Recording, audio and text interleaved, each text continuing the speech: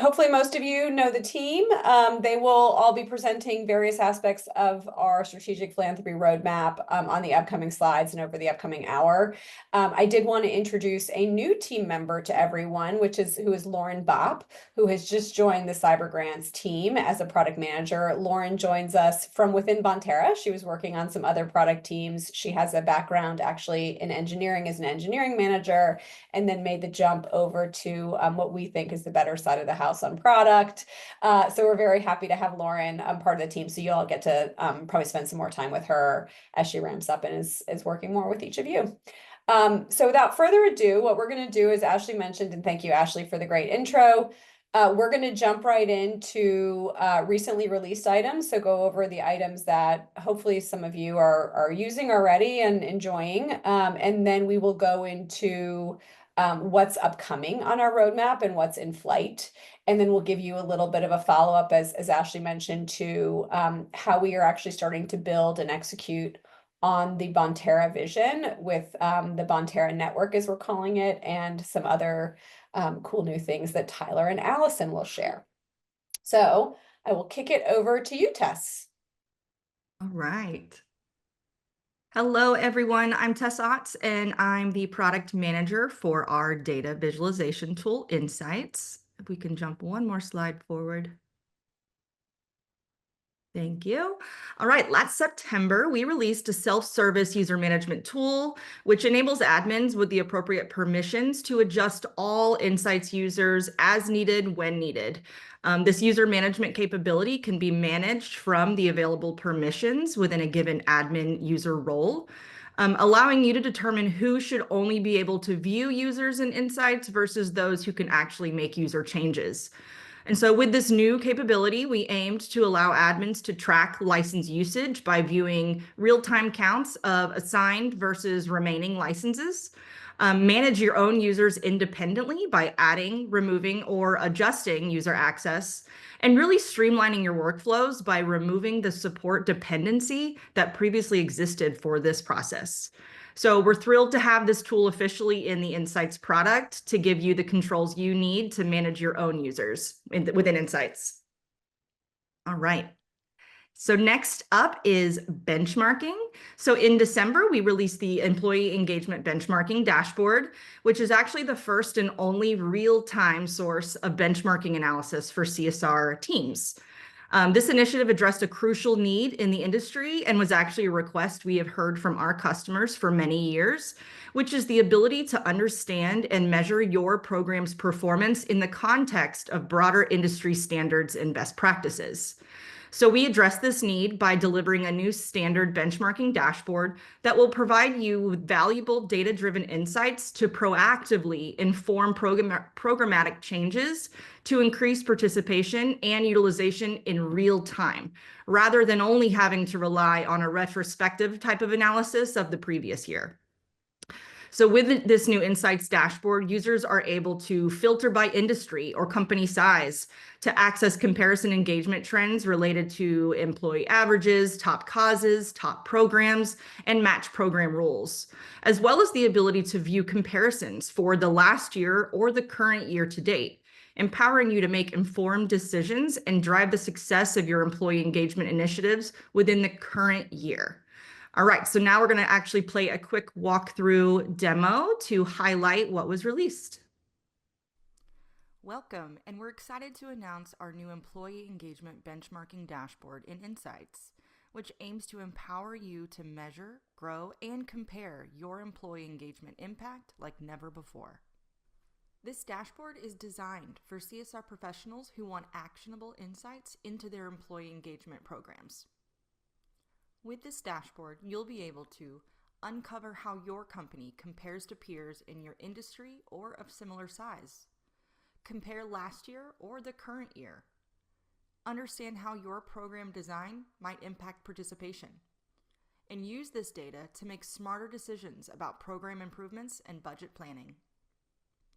Let's start with the available filters that will allow you to tailor the comparison to fit your needs.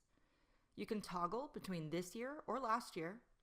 You can select one or more of the 10 available industry categories. You can select from one or more of the 4 available company size ranges. And lastly, you can select any programs or employee types that you may want to include or exclude in your company's comparison. Now let's apply a filter. For example, we can look at companies in the energy and utilities industry with more than 10,000 employees. Once I run the dashboard, notice how the benchmark side of the dashboard adjusts, showing what's typical for those selected categories and where you might be excelling or have room to grow. Now, let's dive into some of the specific tiles available on this dashboard. Per employee average tiles demonstrate the average annual impact of an employee at your company compared to the benchmark. The NTEE focus tiles indicate which organization causes resonate most with your employees compared to peers. Program focus tiles highlight participation and employee averages, helping you understand where to double down or pivot. And finally, match program tiles reveal how match eligibility rules might influence your engagement compared to others.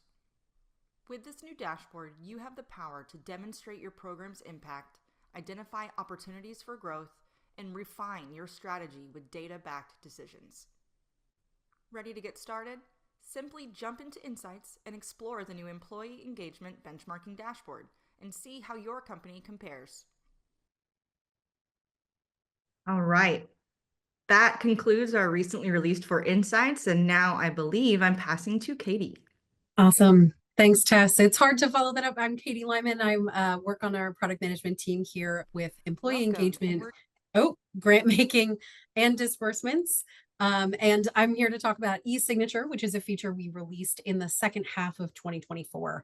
The goal was really to empower you all to make critical changes needed to the e-sign templates that you use as part of your grant making process, and not necessarily needing Bonterra staff to help you make those changes. So this work gives you the tools to more easily do things like manage your connection with an improved interface, quickly upload and view templates yourself, as well as viewing the library of templates you currently have available and see how they're being used with your programs, as well as selecting your template merge fields in documents and being able to preview your template before publishing.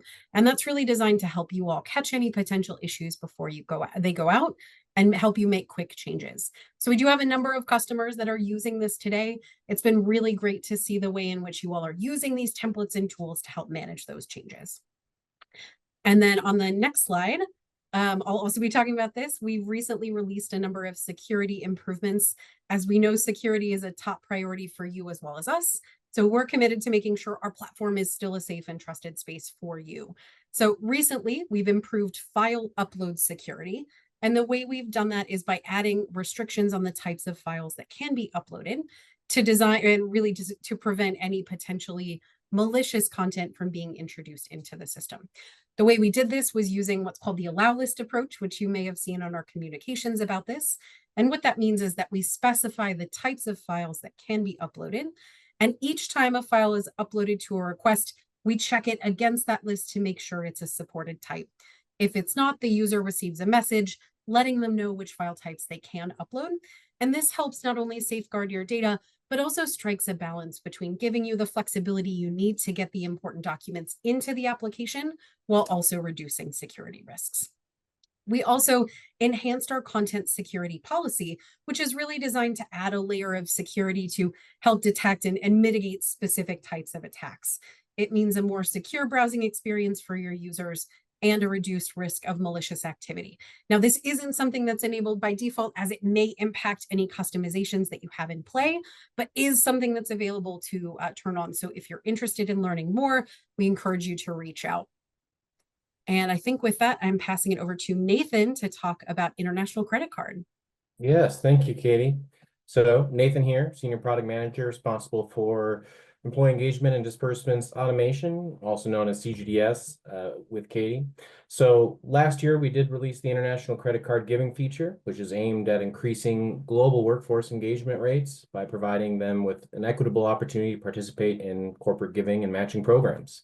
Feature unlocks the ability for donors to give via credit card or request a match to over 300,000 different pre-vetted international organizations across over 100 different countries.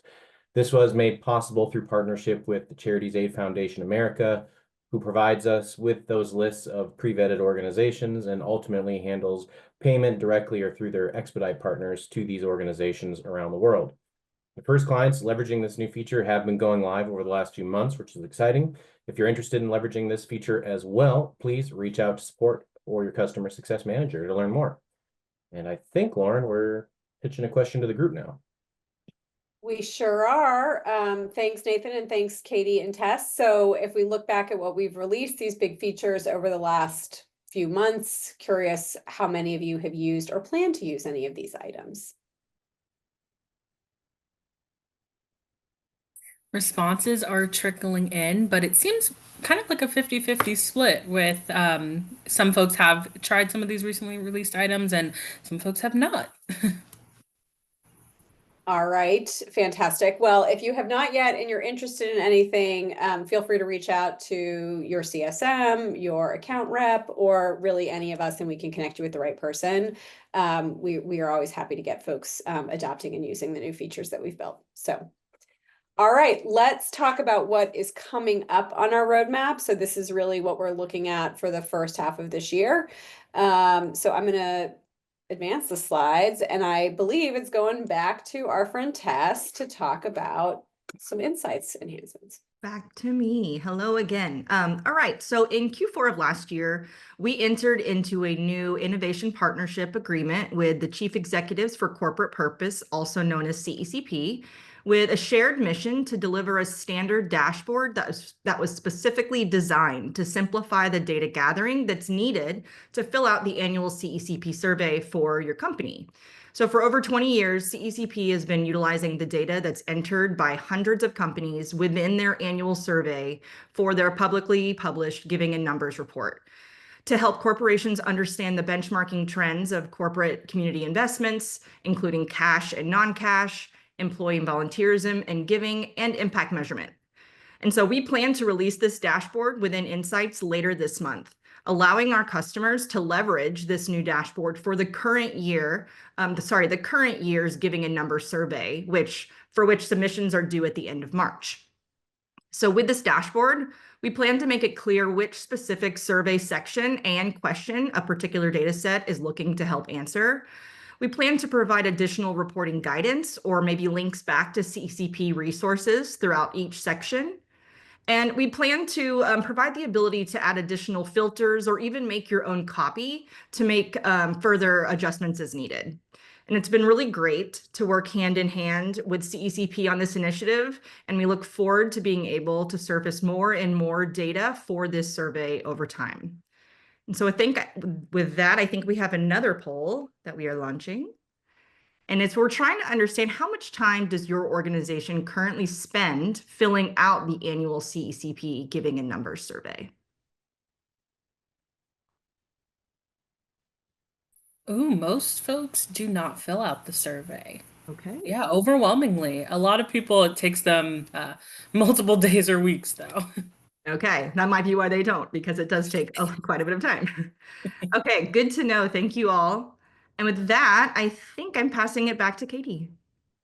Yes. All right. So in terms of the next feature we're going to talk about here, we're really excited to announce that we're making a concerted effort to improve the accessibility of our software to better align with WCAG or Web Content Accessibility Guidelines standards. If this isn't something that you're familiar with, WCAG is a set of internationally recognized standards, and the purpose of it is really to make digital content more accessible to folks with disabilities. And that can make sure that websites and applications are easy to navigate, easy to perceive, and easy to interact with for folks that might have visual, cognitive, motor, or other impairments. And we know that this is a critical need, especially when folks from the public can access your content, and that sometimes might extend to employee experiences as well. So we've worked recently with a third-party company to evaluate or apply online employee engagement and admin platforms and identify key areas we're going to be investing in to increase our adherence to those standards. We'll be focusing on improving areas first for grant seekers using Apply Online, as well as resolving findings that might make employee experiences more challenging. A couple of examples of where we're going to be making that investment are things like ensuring that tooltips designed to provide additional content can be accessed and read by screen readers. Creating focus areas when navigating pages by keyboard for those folks that might have dexterity issues in utilizing a mouse, as well as improving color contrast ratios in places like employee event search to ensure that people with low visibility can successfully use the platform. So we've actually got another poll. We'd love to hear more from you all on this topic.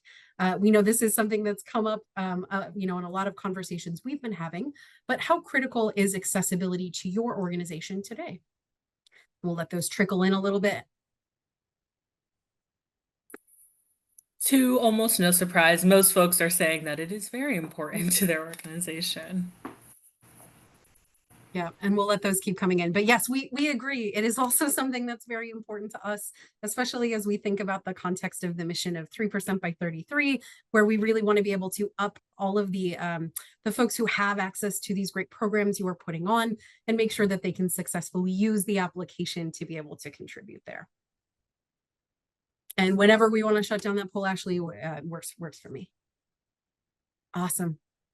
And I am also up next. So we're working on some scalability enhancements to our core application to support both improved performance and scaling for features like manage hosted content, where we know it's critical for you all to manage imagery, as well as improving performance and support when doing things like creating and managing vanity URLs. So expect to see more from us on these changes here in the near future.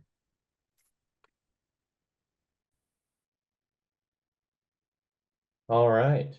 So many of you rely on us to handle funds disbursement on your behalf. We here at Bonterra understand just how important and the timely payment of these funds is, not only in operational terms for the nonprofit organizations receiving these funds, but really it's just as important in maintaining the relationships that you all work hard to foster with your nonprofit partners. We wanted to take a moment here to reiterate how seriously we take this trust you place in us, and that trust is one of the cornerstones of the entire Bonterra network and our 3% by 33 vision. So to that end, we wanted to share our plan to continue heavily investing in the quality of life improvements, efficiencies, and transparency and disbursement processes over the coming year. We're still early on in this process, but we're always looking to hear feedback. So if you have particular notes that you want to make sure that me and the rest of the product team is aware of, please reach out through your CSMs or otherwise in the QA box even, and we'll do our best to follow up. Love to talk to you. I think it's Katie for the last slide again. It's back to me again. All right, so you've heard throughout this roadmap presentation that we're focused on ensuring the core of our application is secure, scalable, and accessible. And so we're really excited to announce we'll be introducing multi-factor authentication for grant seeker experiences through Apply Online. And what this means is that grant seekers who log into Apply Online will be prompted to connect their accounts to an authenticator app. They'll receive a one-time code that they can use to access the system. And once they're connected, they'll be prompted to provide that code each time they log in. They'll also be given tools as part of the work that we're doing to manage their connected devices. So they've got self-service tools to do that. And the reason this is important is because multi-factor authentication has become the general best practice, not only for systems that manage payments, but really a variety of online tools. And that aligns with guidelines from the National Institute of Standards and Technology. This is to prevent bad actors from gaining access to accounts in the event a user's credentials are compromised. And we hope this gives you even more confidence when you're issuing funds to nonprofits and grant seekers through Apply Online, as well as support you in closing any key findings related to account management as you might undergo your own security tests. Now, we know that this is something that we want to be very transparent and communicative about. So this is not a switch that we're flipping to automatically roll this out for everyone all at once. We'll be working on a rollout plan that has clear communication about what that nonprofit experience will look like, as well as helping you prepare to answer any questions that might be related to MFA. So very excited again about really improving that security posture and making sure that those accounts for nonprofits are secured through Apply Online. And with that, I think I'm passing it over to Lauren. You sure are. Thank you, Katie, Nathan, Tess. That is wrapping up sort of our the work that we have in flight and that is upcoming. And as you know, both Katie and Nathan mentioned, and Tess, if you have any feedback, especially on CGDS, if you're a CGDS user, we'd love to hear from you. Really, as you can see, a big theme of the work we're doing right now is around building trust and building stability, building that scalability, and then certainly, as Katie mentioned, accessibility, which is something we've heard from many of you about over the recent months and year. So we're really happy and excited to be spending like some real focused time on making that, achieving that sort of WCAG status and working through that.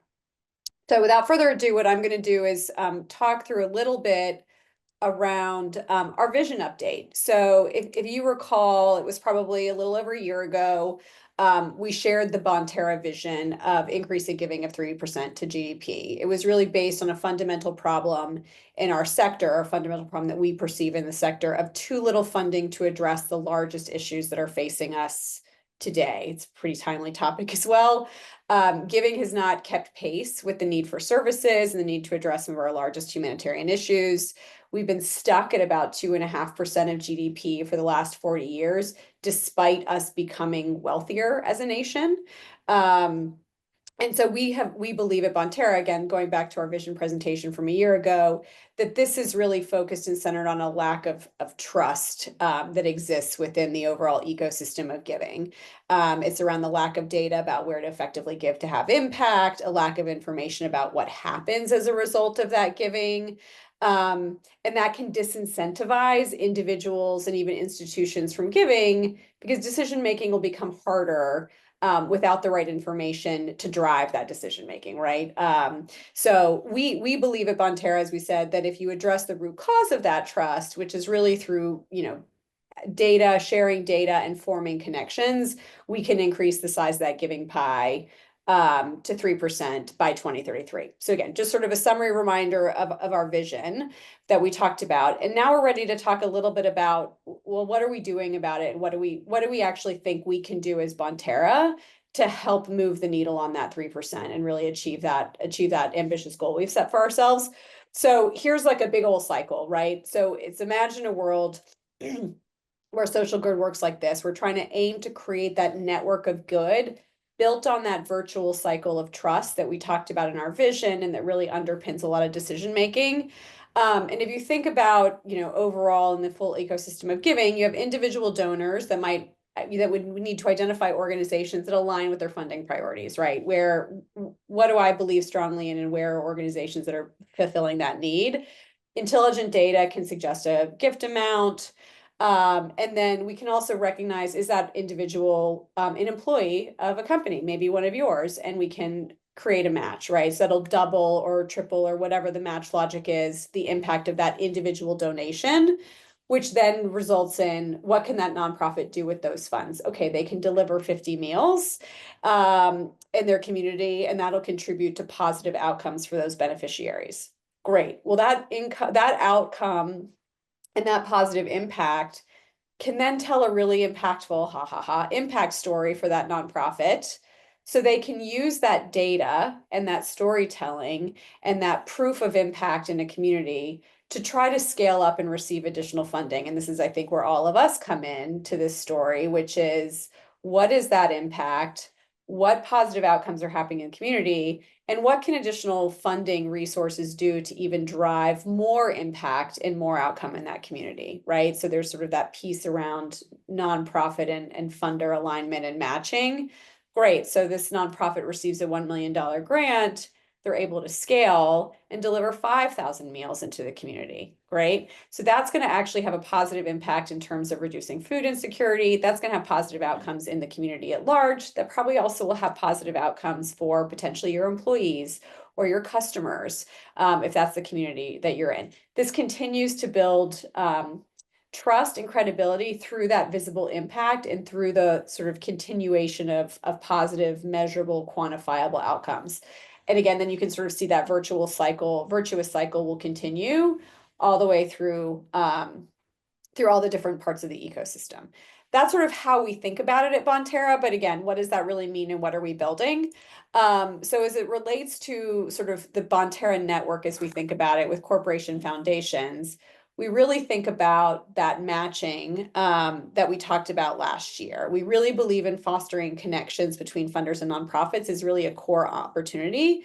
And it makes it much easier. We see there's an opportunity to make it easier and more efficient for funders to identify, to review, and to award grants. So really making that a more efficient process and making that decision-making process easier for grant makers in the network. Yes, we can rely on data, we can leverage AI, we can talk a little bit about that, but really the idea is getting those decisions made faster so that as funders, you can spend more time actually building personal relationships and being out in the field with the organizations you're working with, and then also making sure that funding gets to the nonprofit quickly. And again, we really are thinking about how does data sort of bring this all together to tell that story of impact on both sides, on the funder side and the grant seeker side. I'm going to turn it over to Tyler and Allison, who have actually been working and developing the parts of this ecosystem to sort of bring nonprofits into the ecosystem and to sort of facilitate some of that grant making efficiency. So I will hand it over to them and they can explain exactly what we're working on. Thanks, Lauren. My name's Tyler, and you may know me formerly as the product manager on Front Door, which we're still supporting, but also now really focused on the Bonterra Nonprofit Hub, which is the future of Front Door. And really what we're trying to do here is we're building, as Front Door is the nonprofit portal into the Bonterra Cyber Grants ecosystem, the Bonterra Nonprofit Hub is going to be the nonprofit hub and portal of their experiences in this broader Bonterra network. And so over the last several months, we've started building out this new product, and our goal is to be able to bring in our Front Door organizations as our first real group of users into this Bonterra network and into the nonprofit hub. And to do that, we're building a lot of the functionality that currently exists in Front Door into this nonprofit hub, as well as adding new functionality like our grant match product, which will help nonprofits find better grant matching opportunities and give them more tooling in that space, something that they don't have currently in the Front Door product. But additionally, we are bringing over core functionality like managing your organization profile, which will be synced into our funder products as well, so they can leverage, much like in Front Door, that nonprofit information to run their programs. Additionally, in the short term, we're going to be giving the nonprofits direct access from the nonprofit hub back into Front Door so they can continue doing core workflows that they're doing against funder programs in that environment.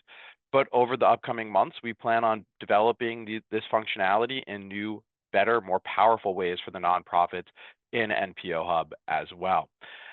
So what does this mean for you as our funders as we're about to launch our first beta for the nonprofit hub and bring in some of our Front Door organizations? The good news is we're absolutely committed to ensuring that this is a seamless transition from the funder side. The nonprofit data that you are currently getting, if you're Front Door enabled from Front Door, will now be powered for our small beta from our small beta into your systems. This data will be in the same structure and format, so there should be zero impact to your existing programs as we bring these new, more powerful tools to our nonprofit organizations and users. And if you're not on Front Door, this is still a perfect time to adopt Front Door because we are committed to ensuring that this is a seamless transition. So if you move towards a pathway of Front Door enablement now, as the Bonterra Nonprofit Hub rolls out, your nonprofit partners will get all of the great benefits we're doing with the Nonprofit Hub, and you will have no impact to your programs as we make this change. And with that, I'm going to pass it to Allison. Hey, everybody. I'm Allison Borgalt, product manager here at Bonterra, and I want to talk to you today about Bonterra GrantMaker, which is a brand new grant making solution for small to mid-sized funders. This solution will focus on creating efficiencies and instituting best practice standards in core grant maker workflows, which will ultimately increase grant maker capacity. One of the exciting ways we'll be able to do this is by using AI to review, summarize, and assess applicants and applications using a variety of inputs. This will allow for a fast, clear, and equitable review process. And as Tyler just discussed, will connect these funders and their grant opportunities directly to nonprofits through the Nonprofit Hub. This model will allow funders to expand the reach of these grants by matching aligned nonprofits with the Nonprofit Hub's network of organizations, ultimately allowing for relationship building that will yield aligned and high quality grant applications. Today, we're working on these capabilities for this specific smaller funder in this new tool, but we do hope to take some of these learnings and functionality and see where we can apply them in cyber grants in the future. So with that in mind, if we actually want to go to the next slide, we want to know if you're interested in speaking to us about how you might use AI in your grant making workflows today, how we might think about adapting what we're building for this new tool to what we can offer in cyber grants.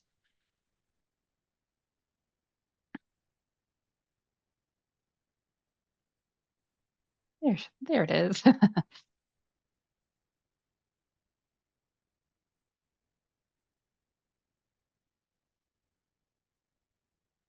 And okay, I think as questions come in, I think that's the end of the content we have to share today.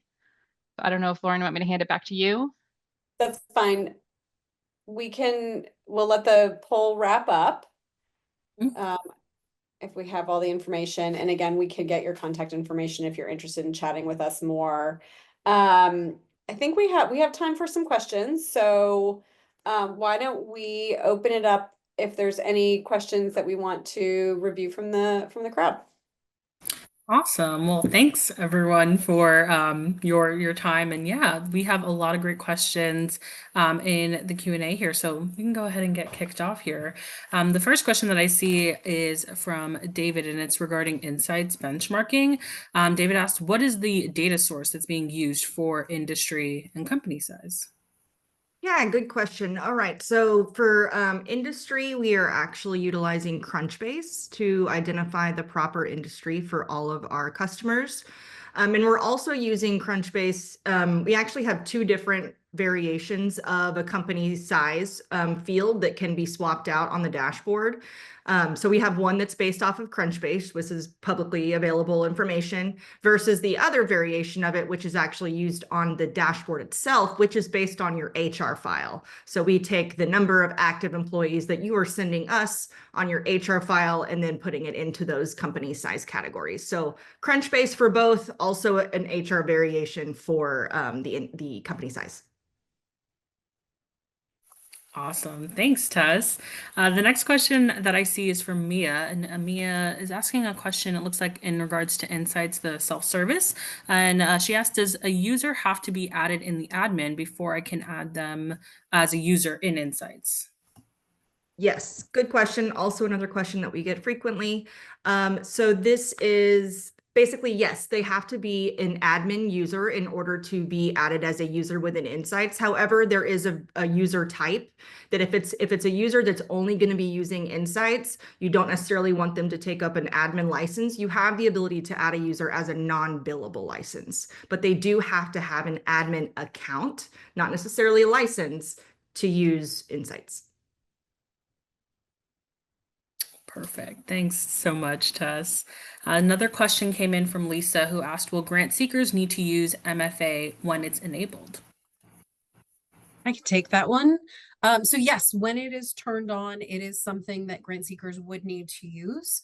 As of right now, we're not allowing for specific exceptions, again, with the idea that this is something we're introducing to improve security posture. So by having some of those exceptions, it can actually reduce the security of the overall feature.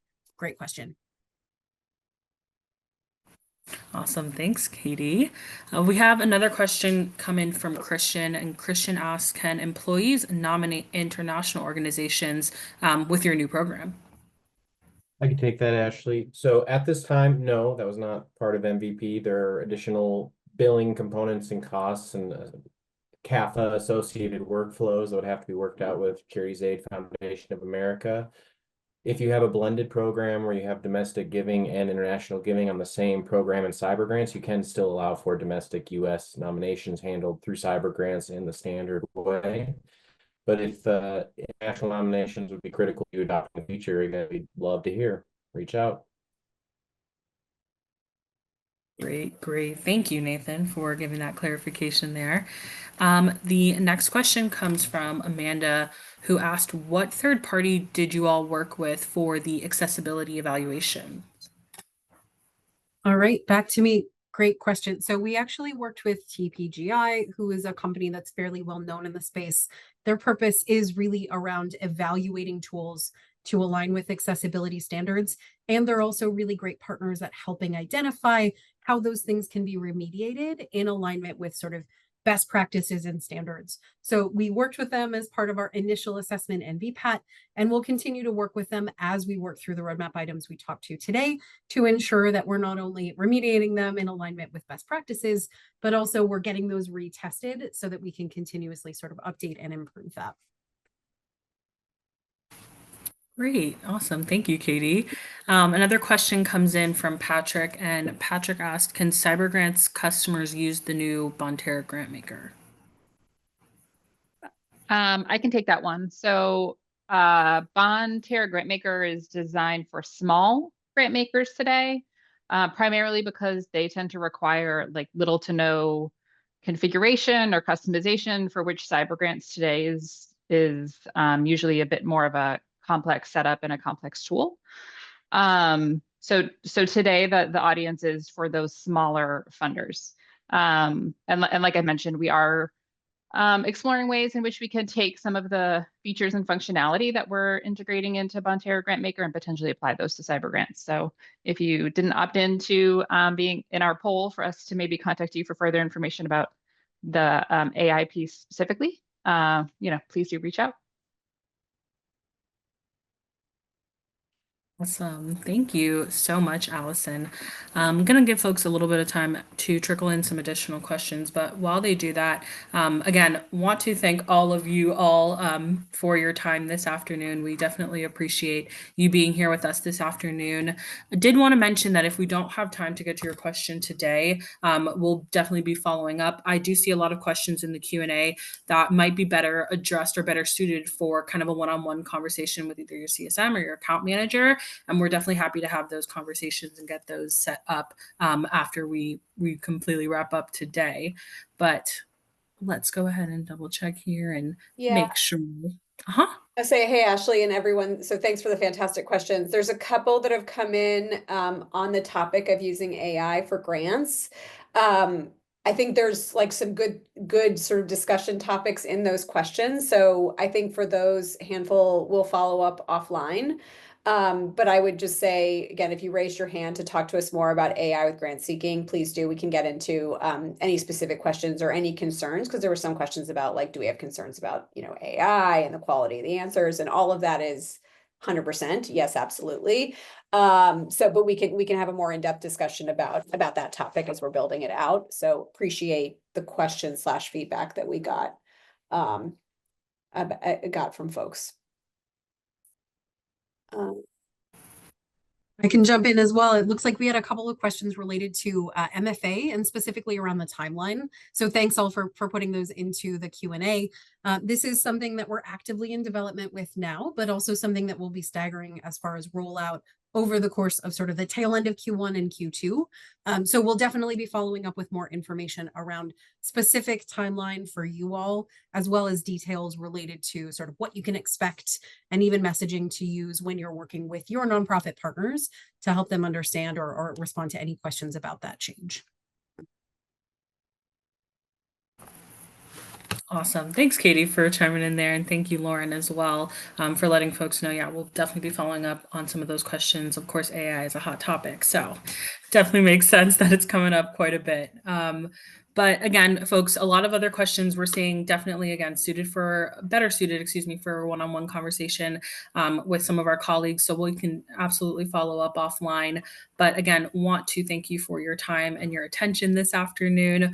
We definitely appreciate your engagement in the Q&A and all the great questions that we've received.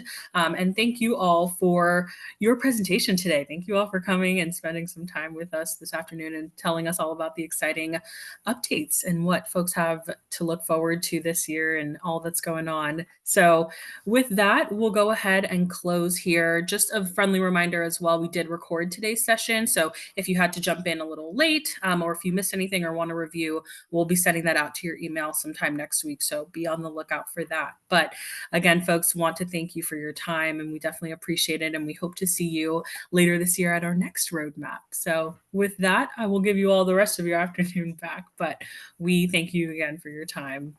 Thank you, Ashley, and hope everyone has a sweet end to this week, and Yes. see you at another holiday, perhaps. Yes, happy Valentine's Day and happy President's Day as well. That's coming up too. So Great. we'll see you all later this year. Thank you. Bye, everyone.